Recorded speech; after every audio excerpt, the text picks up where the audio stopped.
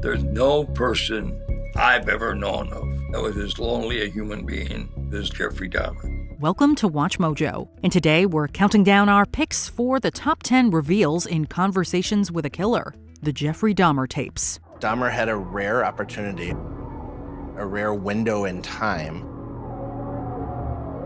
where people were vanishing in the community,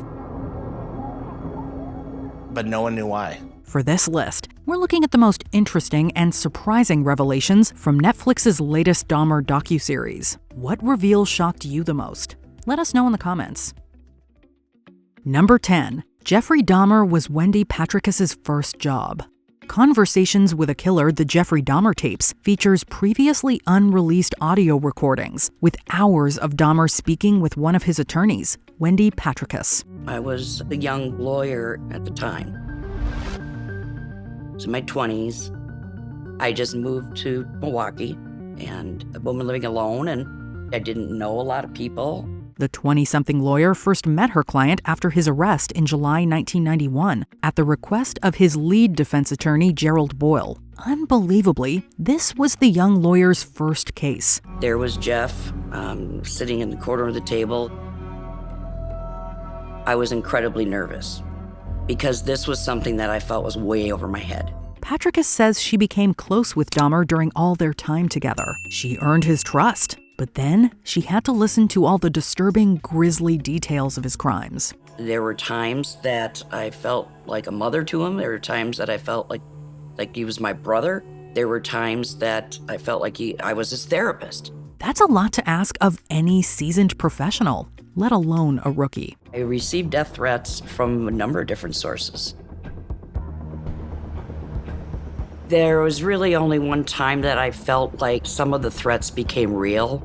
Number 9. Dahmer's first 2 murders were unintentional. Dahmer told Patricus that he didn't intend to kill Stephen Hicks in 1978. He panicked and at one point considered confessing to the police. What are you feeling? A lot of guilt, indecision over whether I should confess to it. I just never had the courage to. Despite the immense guilt he felt, he still did disturbing things to the body and the remains. And though he didn't want to kill again, Dahmer would commit another unplanned murder 9 years later. After a night of drinking with Stephen Twomey, Dahmer convinced his fellow bar patron to accompany him to Milwaukee's Ambassador Hotel, where Dahmer became blackout drunk. You totally blacked out? Yeah. You had no idea that you had done anything? No, not until I woke up in the morning. I couldn't believe it. When he woke up, Twomey was dead and visibly beaten. Dahmer didn't remember harming the young man, but evidence said otherwise. He disposed of Twomey similarly to Hicks, but this time he kept some of the remains. The Twomey murder was a turning point for him. He finally decided, I'm losing this fight with myself. I can't control it any longer. Number 8. Discovering his sexuality. During puberty, Jeffrey Dahmer realized that he was attracted to men. Jeffrey became aware of his sexuality about the time that he reached puberty, which is what you would expect. He didn't tell his parents or anyone about these feelings, fearing that they would react negatively and judge him. While he did not disclose his sexuality throughout his teen years, he did have a consensual experience with another boy in his neighborhood early on. What did you do?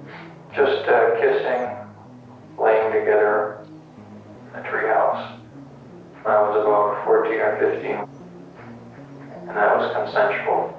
According to Dahmer, it never escalated beyond kissing, and there wasn't a romantic relationship. He continued to repress his sexual identity into adulthood, and while he was staying with his grandmother in the early 1980s, he would even pray for these feelings to go away. At that time, coming out, it was completely different. That was a struggle for him. He told me, he said, I don't like being gay. Number 7. Professionals didn't agree on Dahmer's sanity. In January 1992, Jeffrey Dahmer pleaded guilty, but insane. We're trying to win an insanity defense. This was where he lost control. We're trying to show that, he didn't have that rational thought anymore. since he had already confessed. An insanity defense was the way his team of attorneys decided to go. But was Dahmer insane? A number of expert witnesses spoke on behalf of the prosecution, the defense, and independently for the court. That was a bizarre delusion that he thought that he could take the skulls and the bones of victims and create a power center in which he would be able to get special powers. And though the doctors had similar findings on other aspects of Dahmer, they did not agree on whether he was sane while committing the murders or not. Dr. Fred Berlin, for the defense, evaluated Dahmer and diagnosed him with necrophilia and believed he was in fact insane. However, Dr. Park Dietz, for the prosecution, believed him to be sane based on his tactics for disposal and covering his tracks. He took steps for every single one of the charged homicides to make sure that he wouldn't get caught. Number 6. The wrong suspect. In the docuseries, Jeff Connor recalls the last night he saw his friend Anthony Tony Sears. Tony Sears was about 23 or 24. Tony Sears was a model. He was very attractive. And he was always immaculately dressed. He'd gone out to La Cage nightclub, where Sears seemingly met Jeffrey Dahmer. At the end of the night, Connor dropped the two off near Dahmer's home. As the last known person to see him alive, Connor was questioned by Tony Sears' family, friends, and eventually the police. One of the things that I was forced to do during the investigation was go with police officers to the different bars to see if I could recognize who this blonde mystery person was. While no charges were filed, the accusations led Jeff Connor to leave Milwaukee. He later testified at Dahmer's trial. Sadly, he still feels some guilt about his friend's tragic death. I wish I could take it all back and make the evening end a different way. Number 5. Dr. Norman Goldfarb's recommendation. One of the most upsetting things about the Jeffrey Dahmer case is that he could have been caught on several occasions. After his arrest in 1988, he spoke to psychologist Dr. Norman Goldfarb. While he was awaiting sentencing, I said, well, I would just do a brief evaluation to get a sense of the status of what we were working with. In his evaluation, Dr. Goldfarb stated that he was likely to re-offend. However, the judge disregarded the doctor's warning and gave Dahmer a rather lenient sentence. The judge, in the end, listened to Jeffrey's speech, which was quite moving. He basically, in a nutshell, said, oh, this is terrible. I'm sorry.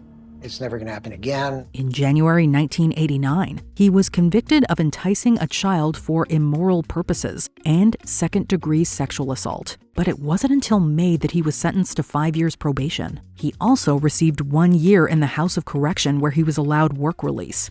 Work release in our state is a program where you can work during the day, the regular work hours, and then you're in the county jail while you're not working. And Jeffrey Dahmer was employed at the Ambrosia Chocolate Factory.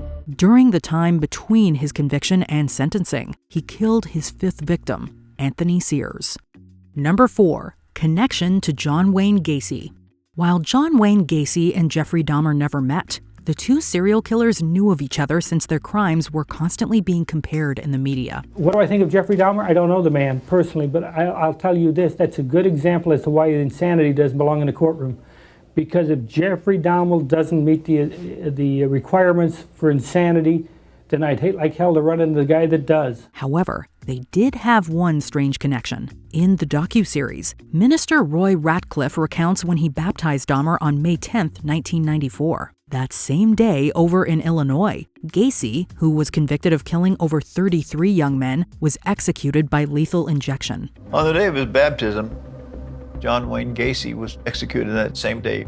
Whether there's some mystical reason why these two things happened on the day of a partial solar eclipse has never been explained. Some try to read into that, well, there's some kind of a mystical meaning behind all this. Number 3. Dahmer's relationship with Tony Hughes. While the majority of Jeffrey Dahmer's victims only knew him for a short time, Tony Hughes reportedly had a longer relationship with him prior to his death in May 1991. Tony and Jeff had relations Tony told me so. A former friend of Hughes, Michael Ross, confirms their history in the docuseries. An entire episode of Monster, the Jeffrey Dahmer story is dedicated to Hughes, who was deaf and had a speech impairment, including his time spent with Dahmer. You deaf? In his interviews, Dahmer doesn't go into detail about his relations with Hughes. However, he does describe how this victim was also one of his experiments. And I wanted to see if I could think of a way to keep him with me without actually, killing him. Number 2, Dahmer asked to be moved to general population. When Jeffrey Dahmer began serving his multiple consecutive life sentences at Columbia Correctional Institution, he was put into a solitary cell to protect him from other prisoners. So he was placed in a single cell, not in a bullpen. He told me, what do I have to look forward to? After a year, Dahmer requested to be put into the general population among fellow inmates. Patrick has tried to persuade him to stay in solitary, but he told her he needed some, quote, mental stimulation. He just said, please don't do this. You're not gonna make it.